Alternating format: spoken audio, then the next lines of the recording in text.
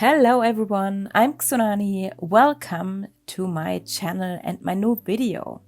In this video, I'm taking a closer look at the Paul Rubens 5th generation watercolors. Paul Rubens kindly sent me their 48 color set along with one of their sketchbooks. I've already reviewed the 24 color version here on my channel before, and I really like them. The packaging of this set is once again so beautiful. You get a nicely designed metal palette wrapped in cloth, all inside a very sturdy, nice designed cardboard box. It definitely makes an impression. Inside there's also an info paper about the brand and the paints, plus a swatching sheet printed on this pretty shimmering paper from Paul Rubens. And just look at these colors! 48 in total, with so many gorgeous autumn tones. Each one is individually wrapped, and I even got 3 extra colors in my box as a little bonus. How nice is that? I will unwrap everything first, and then we will swatch them together. Alright, everything's unwrapped now, except for these 3 duplicate colors. I will save those for later.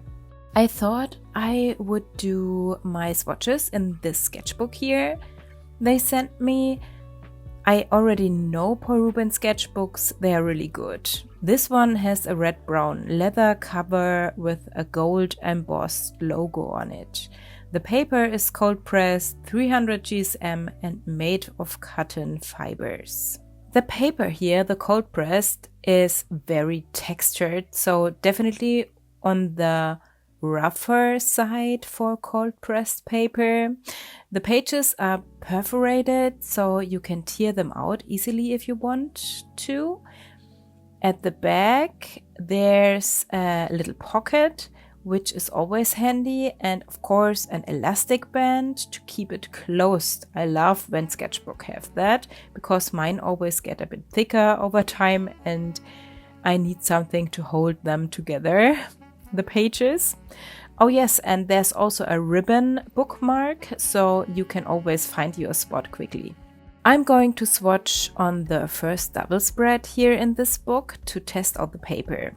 Personally, I usually prefer smoother paper, since I like to go over my watercolor with colored pencils and stuff, or markers, but sometimes I also enjoy painting on cold pressed paper. Let's start with the 2 shimmering shades, gold and silver. I will also swatch them on black paper so we can see them better when they dried. I don't use shimmer colors at all. Okay, sometimes, but then usually gold or silver for some little details here and there. They look really nice. We will check again once they have dried. I will speed up the rest of the swatching process a bit. 48 colors would be a whole video on its own otherwise. The set includes titanium opaque white, which is not as opaque as I thought, silver and gold. Then we have Naples yellow, lemon yellow, cadmium yellow light, cadmium yellow medium, cadmium yellow hue deep, Indian yellow, earth yellow, golden yellow ochre. This one was a bit hard to activate, and it's a very light and delicate color. Transparent yellow, cadmium orange hue, cadmium orange deep, transparent orange, which is a wonderful one, I think. Cadmium red light, burnt sienna, pyrrole ruby red, quinacridone rose, perilane maroon, Venetian red, Indian red, agate brown. I have no idea how to pronounce this. Endyke brown. I don't know if it should be called Van Dyke brown. This is what I know, but Endyke brown, why not? And it looks really good. This is a very nice brown. Quinacridone maroon, quinacridone magenta, quinacridone violet, cobalt turquoise, and this is a wonderful cobalt turquoise. It's granulating. I love this color. Translucent turquoise, cobalt blue light, azure, Berlin blue, French blue, phthalo blue, brilliant blue violet, dioxazine violet, indanthrene blue, we have an indigo, May green, sap green, oriental green, olive green, which is so beautiful, olive green dark, cobalt turquoise dark. This is also a very nice granulating one. Brown umber, Payne's gray bluish, ivory black, and in the end, lamp black. I already knew Paul Rubens watercolors from before. I will link my first review video of the 24 set for you, of course. And I've actually had the swatches from the set hanging in my window since August 2024, so for over a year now. I didn't want to keep the results from you, so let's take a look together. Look at this, it's already impressive. Only one single color has faded, the burnt sienna. This is PR 101 and PBK 9. All the others still look amazing. If I really wanted to nitpick, I can see a tiny change in the brown umber, PB 15 color 1, PBK 7 and PBK 9. But honestly, that's only visible here on the camera. Everything else stayed the same. That's a really good result. I'm super impressed and genuinely happy about it because I really like to paint with these colors. For example, this painting here was made with them in the last video and several more in my sketchbooks too. I definitely be testing the light fastness of this 48 color set as well, and I will share the results with you once I have them. So let's do a painting with them. Today I'm using the Baohong hot pressed cotton paper. I really like it, and I thought I would paint a cozy, whimsical autumn scene. First I'm sketching my idea with a Colorase pencil by Prismacolor. Then I will pick a few nice autumnly colors for this piece. This time I want to lay down an even red-orange wash as my first layer, almost even, so that all the colors I paint on top will have a muted, harmonious look. I pre-wet the paper to blend these two colors in each other in wet-on-wet technique. The colors I choose for this piece are transparent orange and perylene maroon, also for the background here. Then cobalt turquoise, indigo, cadmium yellow deep, and olive green. Here's a little tip for you. When you have a big palette like this in front of you, it can feel overwhelming. Pick just 3 to 5 colors and everything will look more cohesive and harmonious. I used 7 colors today, which is more than I usually do. Most of you who have watched me before know that I often use just about 4 colors. This time I made an exception, but that's why I used an orange background to tie everything together again. Of course, everyone has their own approach. More colors can absolutely look great too, but I know from experience that I used to get overwhelmed by color choices at first. You can also pick a simple primary triad, yellow, red and a blue, and mix all of your other colors from those. That's also a great exercise, but maybe not exactly what you want to do right after unboxing a brand new 48 color set, right? You know what I mean. In my next layer, I'm giving everything its actual color. In my mind's eye, It's an autumn forest scene, an old oak tree, mushrooms, and little woodland creatures somewhere. I choose this layout for the page because I think it allows more storytelling, kind of like a comic.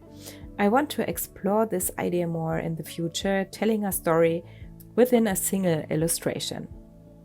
In today's case, it's more of a forest impression than a full story, but I love adding extra elements to the composition, like on the corners, on the bottom, or with this frame here.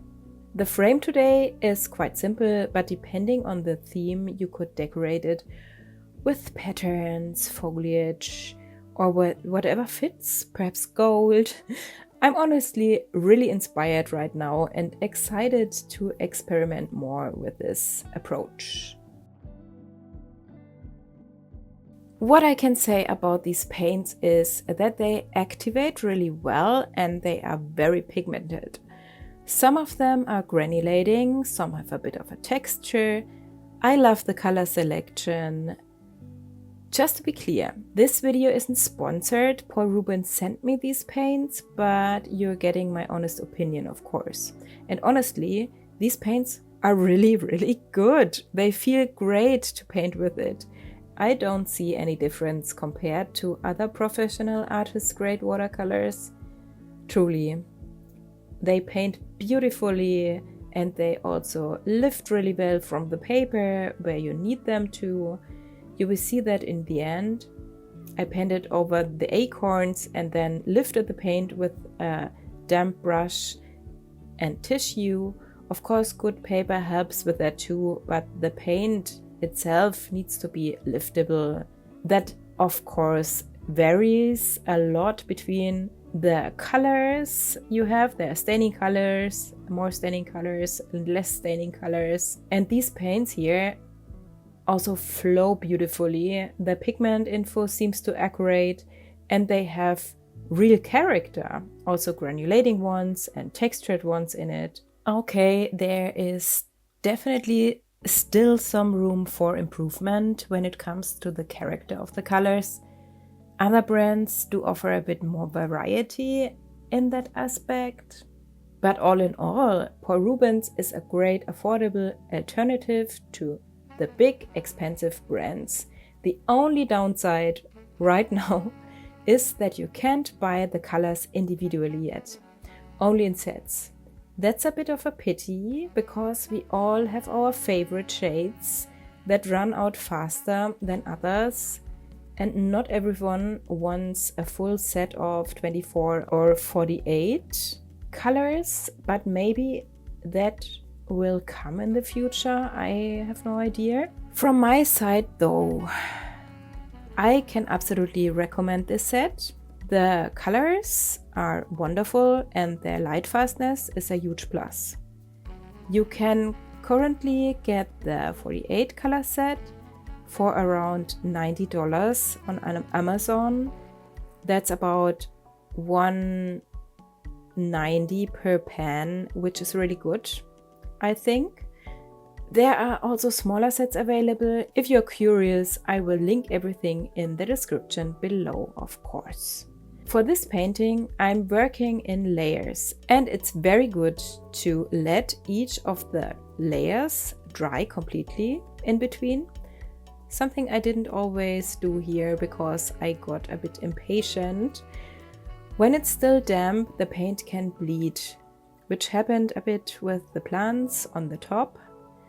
But since I'll be going over everything with color pencils anyway, in the end, I can fix that really easy. I'm using the paints here the way I normally do. I rarely paint a full piece with just watercolor. I almost always go in again with color pencils for shadows, outlines and details, like I'm doing here on this piece today. In the end, I'm really happy how this painting turned out. It captures my current autumn mood perfectly. The background came out a bit darker than I planned it, but otherwise I'm really happy with it. I had so much fun working on this piece. I love it when I don't have to think about anything and the medium just does exactly what I want it to do. Yeah, I hope you enjoyed the video and found it helpful. If you're still watching, you could leave me an autumn leaf emoji in the comments so I know you made it to the end. Don't forget to give it a thumbs up and subscribe if you haven't already. It really supports my channel. Thank you so much. And a huge thank you to my wonderful patrons. You are absolutely amazing. Have an awesome week, my friends, and I will see you in the next video. Bye for now. Yours, Tsunami.